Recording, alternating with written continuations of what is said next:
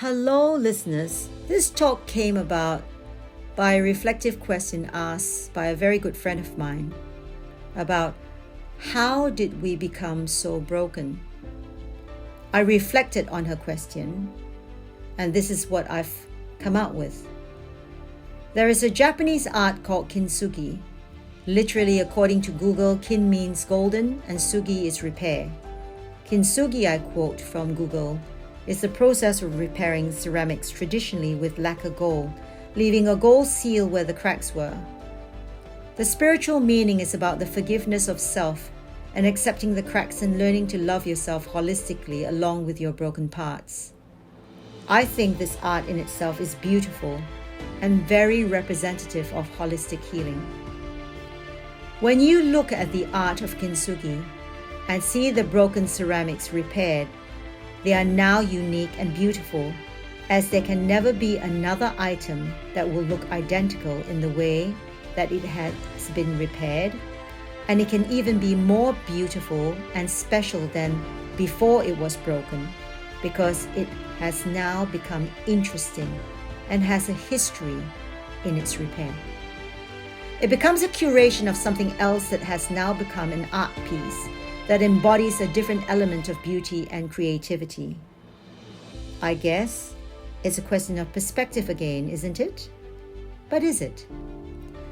To the unenlightened, they will look at the new piece never knowing how the old looked before, and wouldn't even see the repaired part as ugly, because it is now sealed and bonded in gold and looks elegant and unique with a beauty of its own.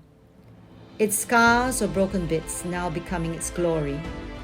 So the illusion of the brokenness of it, before it was lovingly restored, has now got many looking at it enamored by its beauty.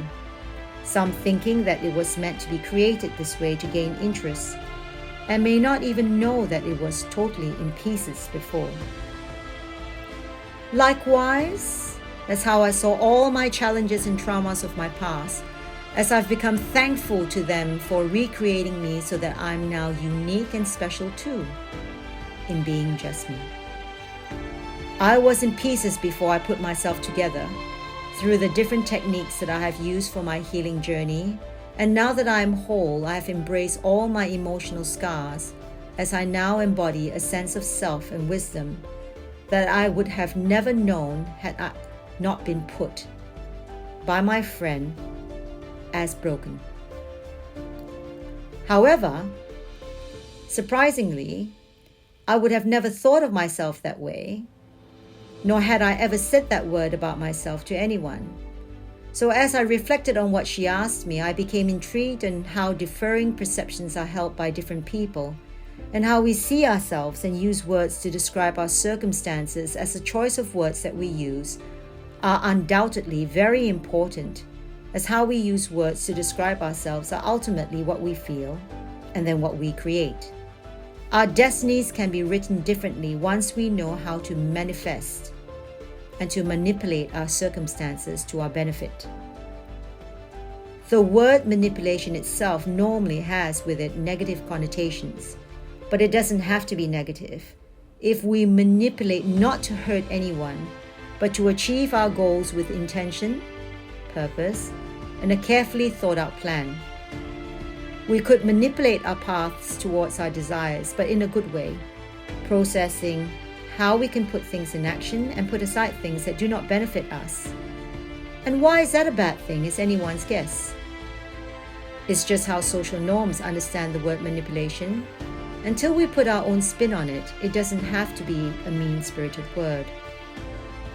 The word broken is detrimental, as it indicates that when something or someone is broken, then they are useless, lost. And in a sense, if you look at broken ceramics as an item, something that can be thrown away, no longer seen as good or beneficial to anyone. I feel that any one of you using that word must use it with a sense of caution, because if you equate it with the art of kintsugi, then it means that there will be something even more beautiful created once the broken bits are glued together. If you use it in the sense that it's useless and to be thrown away, then that's when you lose the beauty of the sense of creation, of recreating the new, an even more authentic piece that was once whole, but perhaps dull and lackluster. So, if you did feel broken and lost, hopefully this talk will help you change your perception of being broken. And so what if you are broken? As now it gives you a fresh start to recreate a new you, a stronger you, and a more unique you, no longer mundane, and a better version of you. Take your broken parts and mend them.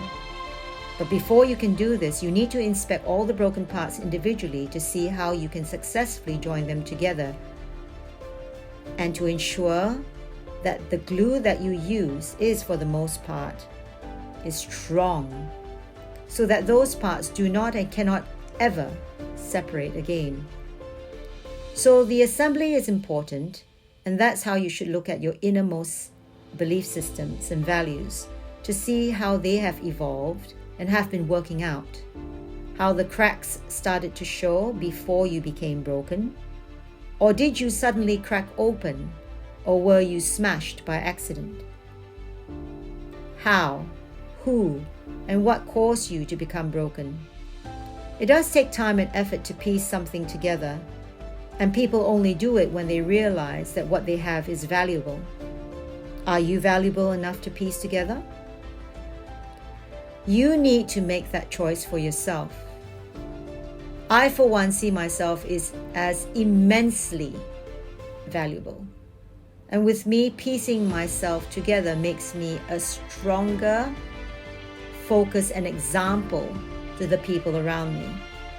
They can see virtually that if I have the strength and focus to want to recreate myself from the pieces of my existence before this time of strength, and with the whole intention of having a stronger glue this time round, so that I can never break apart again, I will represent hope and become an example of what to do when all seems broken, so to speak.